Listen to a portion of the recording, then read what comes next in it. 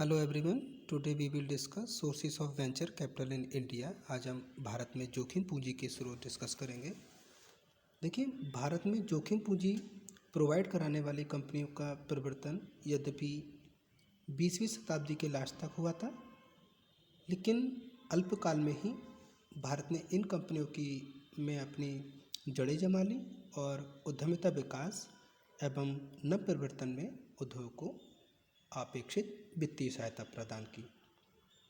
Modern time में भारतीय वित्त बाजार में जोखिम पूंजी प्रोवाइड करने वाले कुछ इंस्टीट्यूशन हैं, जैसे technology development and information company of India TDICI, the risk capital and technology finance corporation RCTC, venture capital division of IDBI, Gujarat venture finance limited GVFL, SBI capital market limited, Indian investment fund by Grindlays bank, licence finance.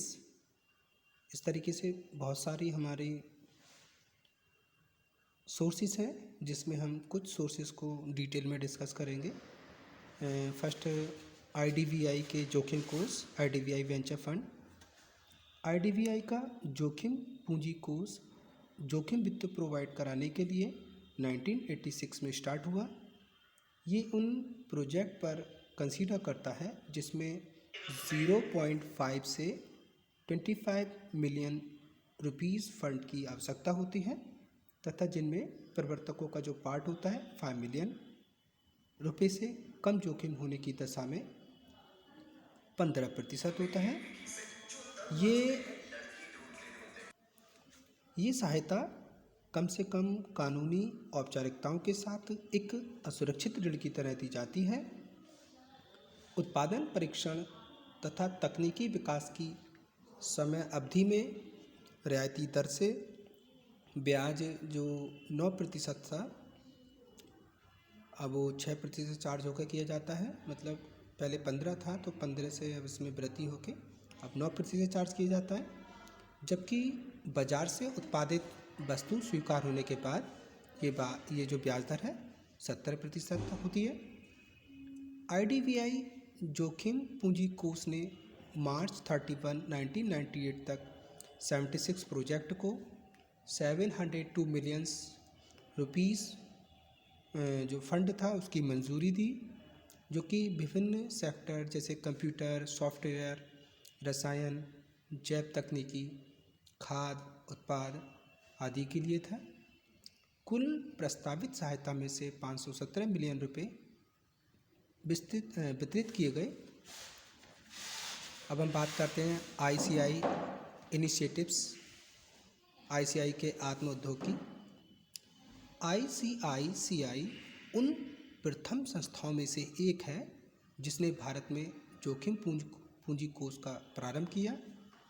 इसने सुगम देशी तकनीकों के विकास और वाणिज्यीकरण के लिए वित्त प्रदान करते हुए 1986 में जोखिम पूंजी प्रारंभ की। इसकी वित्तीय योजना ऐसी योजनाओं को उत्पाद विकास की अवस्था से बाजार स्वीकृति की अवस्था तक की वित्त पोषण की थी।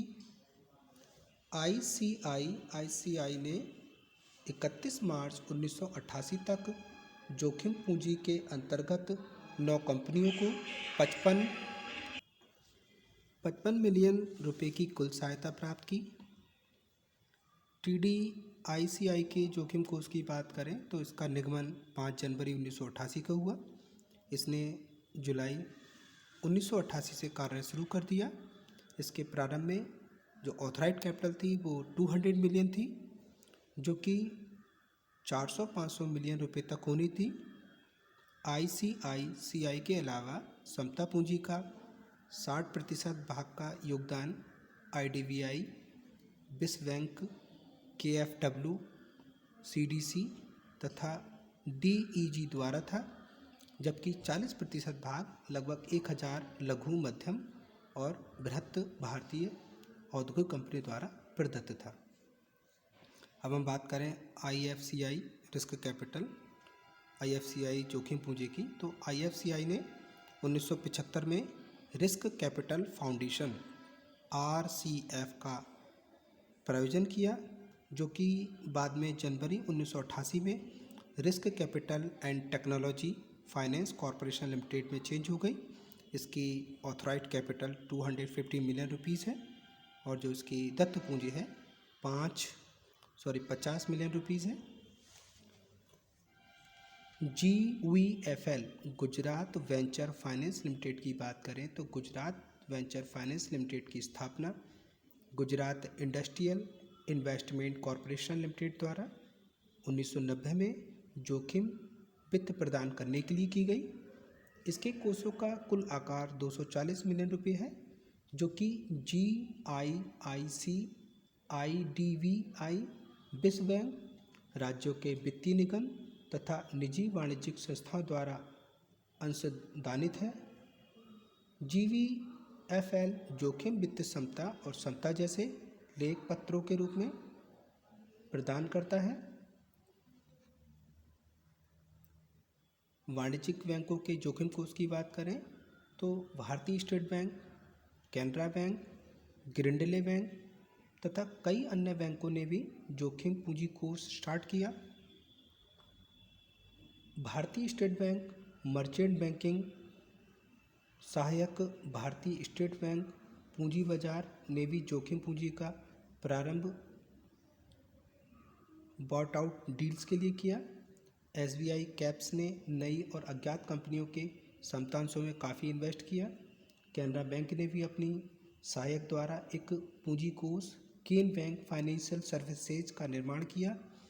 केन बैंक म्यूचुअल फंड ने भी कई और जोखिम कोष की योजना बनाई है तथा ग्रिंडले बैंक भी भारतीय विनियोग कोष के अंतर्गत उच्च जोखिम परियोजनाओं को जोखिम पूंजी सहायता प्रदान करती है। Private sector venture capital fund की बात करें तो भारत में कुछ निजी क्षेत्र के जोखिम पूंजी कोषों की स्थापना भी हुई है। Indus venture capital fund IVCF इनमें से एक है। IVCF की स्थापना 210 मिलियन रुपए की पूंजी के साथ हुई, जिसमें कई भारतीय तथा अंतर्राष्ट्रीय संस्थानों एवं कंपनियों का अंशदान था। इसके कोषों का विनियोग पृथक कंपनी द्वारा प्रतिबंधित होता था, जिसका नाम इंडस वेंचर मैनेजमेंट लिमिटेड है। कंपनी समता अंश पूंजी तथा उद्यमी को प्रबंध की ये सहायता दोनों प्रदान करती है। कंपनी किसी भी एक परियोजना में अपने कोषों के 10% से अधिक विनियोग नहीं करती है तथा परियोजना की क्षमता का 50% खुद लेती है। दूसरे निजी क्षेत्रों की जोखिम पूंजी कंपनियों में निम्न शामिल हैं, जैसे TCFC 20th century finance limited, CCVF credit capital venture fund India limited, infrastructure leasing and financial services limited आदि।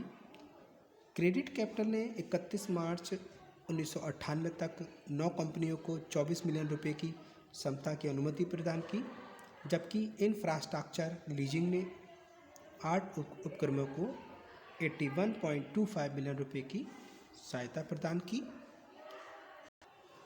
साहसिक पूंजी वाली कंपनियों तथा नवप्रवर्तक उद्यमियों अथवा वर्तमान उद्यमियों को वित्त पोषण करने में कुछ निश्चित मार्गदर्शी नियमों का पालन किया जाता है।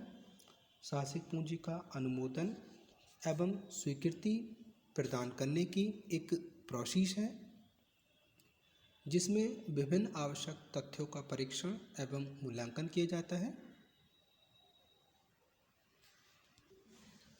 साहसिक पूंजी वाली कंपनी द्वारा वित्त पोषण जो निवेश प्रक्रिया है, इन्वेस्टमेंट प्रोसेस में हम बाजार, उसका साइज, डिमांड, नियोजन, उत्पाद, तकनीक, प्रबंध, विपणन, वित्त, प्रत्याशित प्रतिफल, प्रत्याशित जोखिम, अनुमोदन आदि को शामिल करते हैं। इस प्रक्रिया में साहसिक पूंजी प्रदान करने में प्रत्याशित जोखिम तथा अप्रत्याशित प्रतिफल का मूल्यांकन कर अनुमोदन प्रदान किया जाता है। साहसिक पूंजी के इच्छुक आवेदक को कुछ आवश्यक प्रलेख आवेदन के साथ संलग्न करने होते हैं, जैसे बिजनेस फ्रेमवर्क, व्यवसाय की रूपरेखा, परियोजना प्रतिवेदन या व्यवसाय योजना में विस्तृत रूपरेखा प्रस्तुत करनी पड़ती है, जिसमें एग्जीक्यूटिव फ्रेमवर्क मतलब उसका जो शीर्षक होता है उसमें उद्यम का संक्षिप्त विवरण, व्यवसाय का क्या प्रकार है, व्यवसाय और उद्यम की क्या प्रकृति है, उद्यमों के अनुभव, उनकी विशेषज्ञता, उत्पाद सेवा प्रतियोगिता का विवरण, वित्तीय इतिहास, अनुमान आदि को शामिल किया जाता है। बिजनेस बैकग्राउंड में व्यवसाय का संक्षिप्त इतिहास, उसकी प्रकृति, उससे संबंधित उद्योग का विवरण, व्यवसाय का भविष्य, उत्पाद या सेवा का विवरण आदि को शामिल करते हैं। प्रोडक्ट और सर्विस में उत्पाद की क्या विशेषताएं हैं, उत्पाद की वर्तमान में क्या कंडीशन है। मार्केट एनालिसिस में संभाव्य बाजार का आकार, उद्यमी द्वारा घेरा गया बाजार आदि को शामिल किया जाता है। सेल्स स्ट्रेटजी एंड मार्केटिंग में विशिष्ट विपणन तकनीकियाँ जिन्हें प्रयोग करने की योजना है, कीमत निर्धारण योजना और प्रतियोगी द्वारा अपनाए गए मूल्यों से तुलना आदि को शामिल किया जाता है। प्रोडक्शन ऑपरेशन में उत्पादन प्रक्रिया का विवरण, उत्पादन लागत का विवरण आदि को शामिल करते हैं। और मैनेजमेंट में मैनेजेरियल स्ट्रक्चर को दिखाता हुआ एक ऑर्गेनाइजेशन चार्ट, निदेशक मंडल व प्रमुख कर्मचारियों के कौशल एवं अनुभव का विवरण को इंक्लूड करते हैं। रिस्क फैक्टर में उत्पाद बाजार, उद्योग से संबंधित जोखिम और प्रमुख समस्याओं का विवरण लिखा होता है। फंड्स रिक्वेस्टेड में वित्तीय के प्रकार, जैसे केवल समता या समता तथा ऋण का सहयोग और विनियोक्ताओं को स्कंद विकल्प आदि को इसमें शामिल किया जाता है। Thank you very much students.